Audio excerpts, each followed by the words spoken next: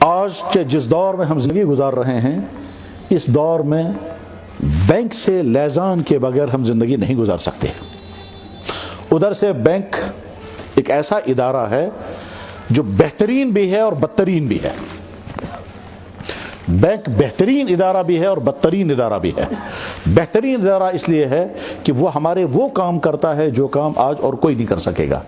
پیسے کی حفاظت کون کرتا ہے؟ پیسے کی ٹرانزیکشن کون کرتا ہے؟ دکاندار کو پیسہ بھیجنا ہے، والدین کو اپنے بچوں کو پیسہ بھیجنا ہے، ملازم باہر سے پیسہ بھیجیں گے، یہ سارا کام جو ہے وہ بینک کر رہا ہے۔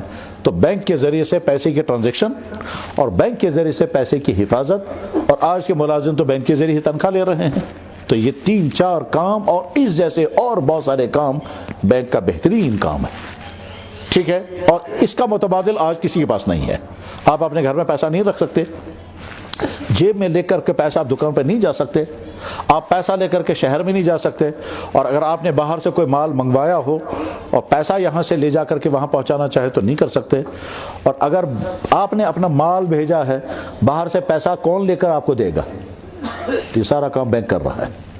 تو بینک اس معنی کر بہترین ادارہ ہے، لیکن بینک یہ سارا کام کرتا ہے سود کی بنیاد پر، اور سود بدترین حرام ہے، جس کو اللہ کے نبی علیہ السلام نے فرمایا، اللہ نے فرمایا جو سود نہیں چھوڑتا اس کے ساتھ میرا اعلان جنگ ہے۔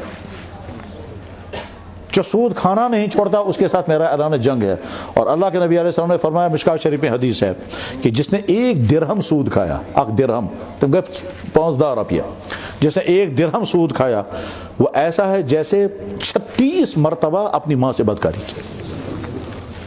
اتنا سخت، اور بینک سارا کام یہ سود پر کرتا ہے۔ اب ہم کیا کریں؟ بہترین ادارہ ہونے کیا تقاضا، ہم فائدہ اٹھائیں بدترین ادارے کا؟ تو لہٰذا کیا فیصلہ ہوا؟ تمام وہ علماء کے جو سوسائٹی کے مشکل معاملات پر نظر رکھتے ہیں اور اسلام کو آج کے زمانے میں اپلیکیبل بناتے ہیں، انہوں نے پورا غور کرنے کے بعد، مجھے یاد ہے کہ دلی میں عالمی سیمینار تھا، انٹرنیشنل سیمینار، اس میں دنیا بھر کے بڑے بڑے ملکوں کے بڑے بڑے علماء تھے، تو وہاں فیصلہ ہوا تھا بینک کے مسائل کے بارے میں۔ نمبر 1، مسلمان بینک کے اندر اکاؤنٹ کھول سکتا ہے، اجازت ہے۔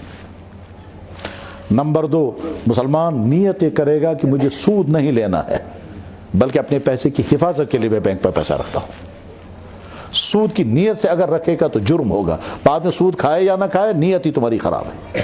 تو سود کی نیت سے پیسہ مت رکھنا، بلکہ اپنی ضروریات پورا کرنے کی نیت سے اکاؤنٹ کھولو۔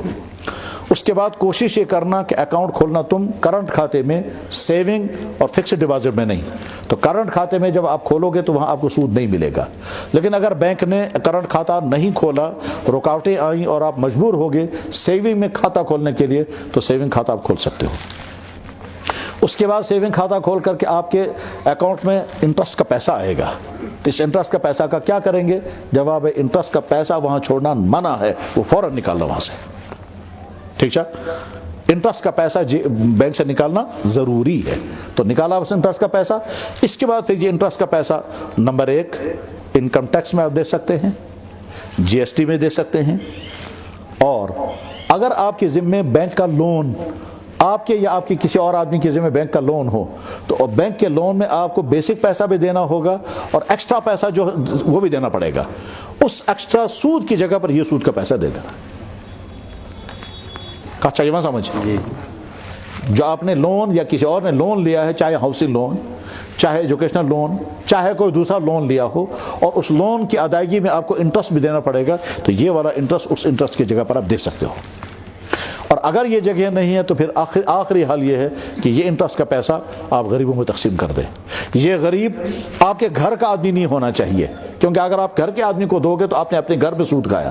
تو یہ غریب گھر سے باہر ہونا چاہیے، چاہے آپ کا بھائی ہو، چاہے آپ کی بہن ہو، چاہے آپ کا داماد ہو، چاہے آپ کا خسر ہو، چاہے آپ کا چاچا ہو، چچیرا بھائی ہو، ماموں زاد بھائی، یہ ہے آپ کے رشد، اور اس کے علاوہ دوستوں میں سے کہیں بھی کوئی بھی ہو تو ٹھیک۔ یہی مسئلہ مسجدوں کے اکاؤنٹوں کا ہے اور یہی مسئلہ مدرسوں کے اکاؤنٹوں کا ہے۔